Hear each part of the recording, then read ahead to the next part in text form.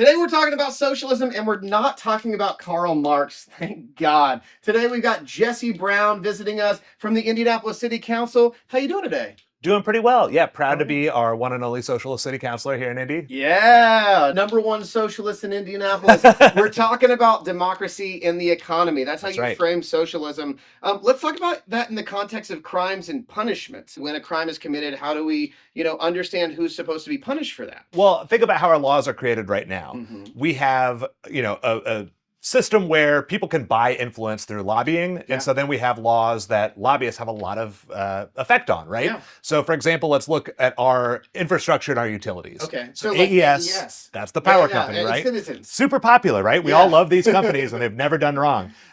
So AES, if you haven't seen, is in the middle of selling out to BlackRock and a consolidated consortium. Wait, which is, and AES has like a monopoly control over power in Indianapolis, right? So if you want, like I've got solar panels on my roof, I don't get to sell those sell the energy they create back to the grid for as much as AES could turn around and sell that to somebody else. So they're allowed to profit off of something that I add to the grid. Wow. Because the law just says I'm not allowed to just sell it to somebody else or store it, right? That's wild. You're literally taking like the effort that you've put in, Right. the investment that you've made, and then giving that to somebody else. Yep. Like, shouldn't that be considered a crime? You would think so, right? But under capitalism, because it makes money and the people who make money write the laws, it's considered just good business practice. So obviously, we're thinking about AES. We're looking at big picture, Sure. big systems, whatever. Like, we're talking also about wage theft and shoplifting. That's right.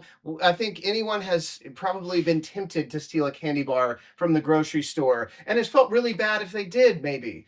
I don't know. Maybe you felt really good stealing that candy bar. I have no clue. It doesn't even compare to what the wage theft impact is. So how does socialism, kind of frame this idea of wage theft versus normal theft? Really, all socialism does is give us an even playing field to all sit and talk about it. Let's say you own the gas station convenience store, and it is really important to you that nobody steals those candy bars because you've got bills to pay, right? Of course.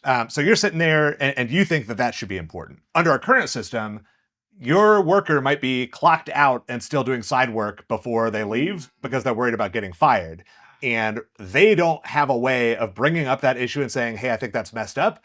Because they could get fired, right? Yeah. And so like if I grab let's say I grab a candy bar and I start to walk out and the guy says, hey, wait, I caught you on camera. We're calling the police. The police will show up and maybe arrest me. Right. Maybe they'll just take my name. Who knows? Sure. But I might get arrested. You could get your face down on the hood of the police car. You could be put in cuffs and then, taken for booking. Like that could happen based on stealing a candy bar. Yeah. But if you try to call and say, hey, my boss had me working off the clock for an hour, that'll start maybe a very long Department of Labor investigation. Certainly no police officer is going to come and put your boss in cuffs, no matter how much evidence you have. I've never heard of that in my whole entire life. No. I've never seen a guy in a suit get arrested that way. Right. And is it because there's so much more shoplifting than wage theft, do you think? Is that why? I don't think so. I even looked up and it said back in 2014, a little kitty break. Hey, kitty. What's up, little guy? Hey, kitty. So back in 2014, they said $50 billion. And just imagine with inflation, how much more it is now, especially with more technology, more, contract labor, people going out and doing different work, Uber drivers, things like that. It really has changed quite a bit. Absolutely. And I'm guessing that number is a little bit higher than it was before. Yeah, so there's massively more money going illegally into employers' pockets than there is walking out the door via shoplifting. And yet, which gets the news, which gets the police attention, which do we spend so much of our tax dollars trying to prevent?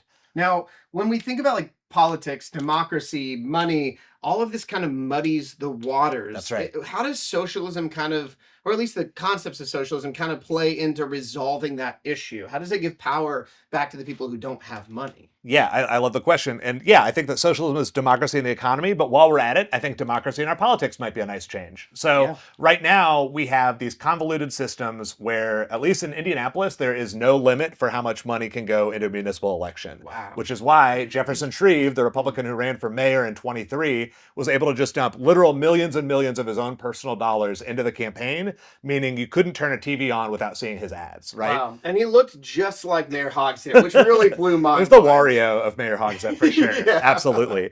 But if you're a regular Joe who just has some good ideas and wants to run, you are competing for scarce resources with these billionaires, right? So if you want to buy a TV ad, they will ask you and Jefferson Shreve who can pay more for the TV ad, right?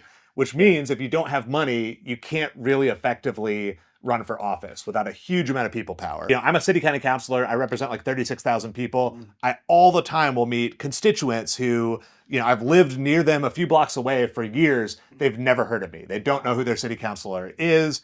We're all super busy because we're working for the bosses who are stealing our wages, right? Yeah. So it's very difficult to win just based on what people know about you because, you know, 36,000 people don't really know me well enough to call me a friend, right? Yeah. A lot of socialist reforms on the path towards, like, you know, getting capitalism in check and building the democracy and the economy have to do with just making an equal playing field starting in politics. So, you know, Zohran Mamdani in New York City, they have special rules that have campaign finance public matching dollars. So if you agree not to compete at these astronomical levels, then you get tax incentives and you get matching money up to, I think, $8 million.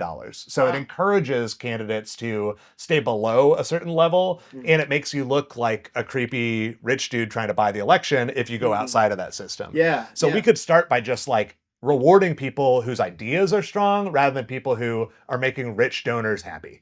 I think that's a great idea. Me and too. if that's what socialism means in practice, I'm totally down with it. 100%. Thank you so much, Jesse. This has been a Absolutely. great time. Thank you so much for explaining this in the context of the economy and in the context of politics. I hope that helped you all at home. Thank you so much for watching. Yeah, thank you, MF Fred. Peace.